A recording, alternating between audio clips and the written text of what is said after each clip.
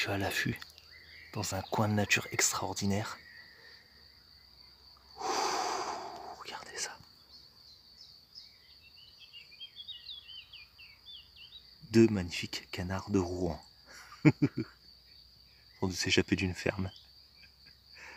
Alors le canard de Rouen, c'est une variante d'élevage du canard colvert. Vous voyez, ça il ressemble vachement à un mâle de canard colvert, sauf qu'il n'en a pas le gabarit quoi. Il est gros, il est très gros, il y a de quoi bouffer dedans. Et voilà, il y a la version un peu blanche, enfin complètement blanche. Voilà, donc ici j'y reviens, je suis pas bien loin de chez du spot où je squatte habituellement, parce qu'il y a plein de ragondins. Donc c'est cool, les gens profitent avant d'avoir réellement le rhume des foins pour venir ici et profiter de la nature. Bon, c'est raté. Alors, je profite de cette petite vidéo pour vous annoncer qu'éventuellement samedi dans l'après-midi ou dans la soirée, on va faire un hangout sur ma chaîne. Voilà, on va discuter des dernières nouveautés de la complosphère. Et puis, bon, on va bien rigoler, je pense.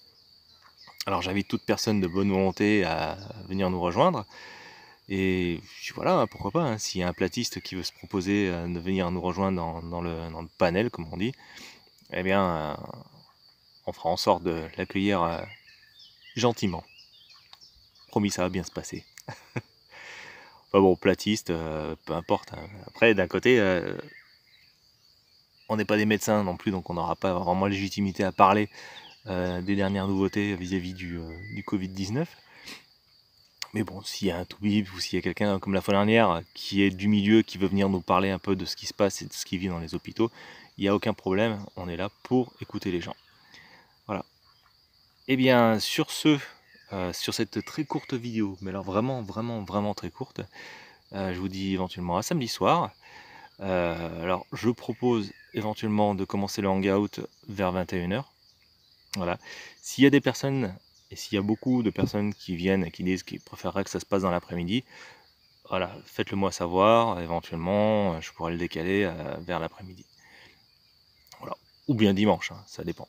Ça dépendra du vote. Voilà. Et bien, sur ce, passez une bonne soirée, un bon vendredi soir, et puis prenez soin de vous, et à samedi. Ouais, et comme je suis sympa, je vais vous donner un petit cours d'une petite feinte de naturaliste pour un peu identifier des indices que laisse la nature. Alors, là, on est en bord d'un champ et voilà ce que je viens de trouver. On a une corneille morte. Elle est entière. Merde, je visais pas correctement. Alors, attendez, c'est peut-être un peu trop lumineux. Comment on fait pour baisser la luminosité sur ce truc ?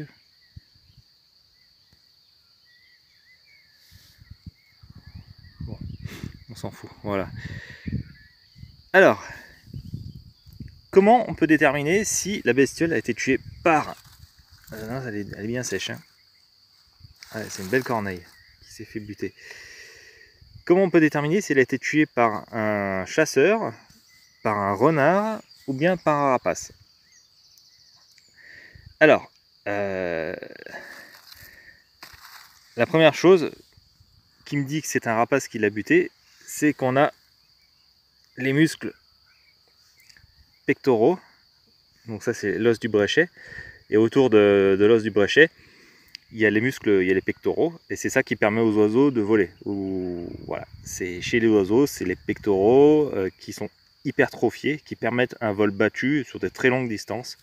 Voilà, ce qui permet aux oiseaux de faire par exemple des vols de migration sur des milliers de kilomètres. Voilà. Les chiroptères n'ont pas ces muscles.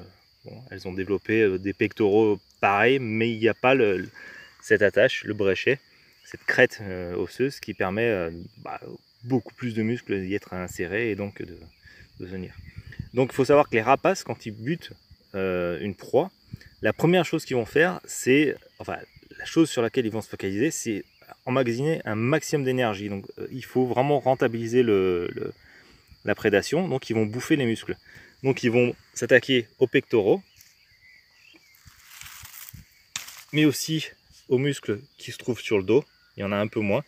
Par exemple, vous savez, il y a l'histoire du solilès et tout ça. Voilà. Voilà. Si ça avait été un chasseur qui l'avait tiré, on trouverait dans les plumes des impacts de plomb. Les plumules, les pennes de la plume. Donc on a le rachis, c'est la partie principale de la plume, c'est la tige de la plume. Et autour du rachis sont insérées les pennes. Et souvent, quand la bestiole s'est pris des plombs de chasse, les pennes sont sectionnées.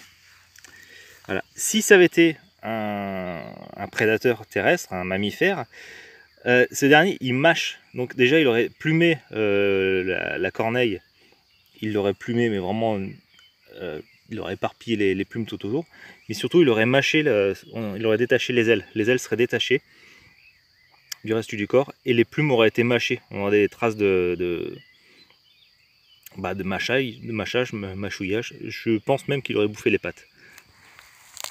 Et on voit même que le rapace a cherché à lui bouffer les tripes. Alors quel rapace ça peut être? Alors ici j'ai vu de l'autour à ventre blanc en Calédonie, de l'autour des palombes. Voilà. Et sinon on a, il y a la buse, mais la buse c'est un oiseau qui est plus charognard qu'autre chose. Il va peut-être éventuellement attraper des petits rongeurs, des micro-mammifères, éventuellement des lapros, des levreaux. Voilà, et ça n'attaquera jamais des grosses proies. On a le faucon cresserelle. Le faucon cresserelle, lui, ça sera surtout des micro-mammifères, des mulots, des campagnols, des musaraignes, mais aussi des insectes, des gros criquets, des gros grillons. Et après, on a deux rapaces qui s'attaquent aux oiseaux en vol. On a l'épervier d'Europe, mais lui, il est pas tanké pour attaquer des oiseaux de la taille d'une corneille. Et on a l'autour des palombes, qui lui est plus susceptible de dégommer une corneille. Il y aurait eu le faucon pèlerin, mais j'en ai pas vu ici, donc ça m'étonnerait qu'on ait du pèlerin dans les parages. Voilà. Donc c'est pas super ragoûtant, hein, je suis désolé. C'est du travail de naturaliste. Non, je vérifie, il n'y a aucune trace d'impact de plomb. Voilà. Donc, voilà. Dommage pour la corneille. C'est des chouettes piafs, hein, pourtant. Et voilà. J'espère que cette petite leçon vous aura plu. Voilà, c'est ce qui permet de faire la différence entre quand une proie a été bouffée par un mammifère ou bien par un oiseau. Donc si ça avait été mammifère, ça aurait été mâché de partout. Il aurait détaché les plumes, tout aurait été en vrac. Les rapaces, les oiseaux de proie vont vraiment se focaliser sur les muscles, les pectoraux, tout ce qui est musculaire, histoire d'emmagasiner, de rentabiliser au maximum l'acte de prédation qui consomme énormément d'énergie. Et puis surtout, une fois que l'oiseau est au sol, il a plutôt intérêt à vite boulotter sa proie, hein, parce qu'il est aussi à la merci d'autres prédateurs, comme le renard, voilà. Enfin, à la merci d'autres prédateurs, mais il est à la merci aussi de se faire chourer sa proie, quoi. Donc voilà, il va focaliser en priorité sur les muscles, et après il va attaquer 2-3 autres parties comme les entrailles, enfin voilà, mais bon, il va délaisser tout le reste, quoi. Voilà. Et puis si ça avait été un chasseur, voilà, les trous dans les plumes. Eh bien, à samedi. Et désolé, hein, pour ceux qui n'aiment pas voir des charognes.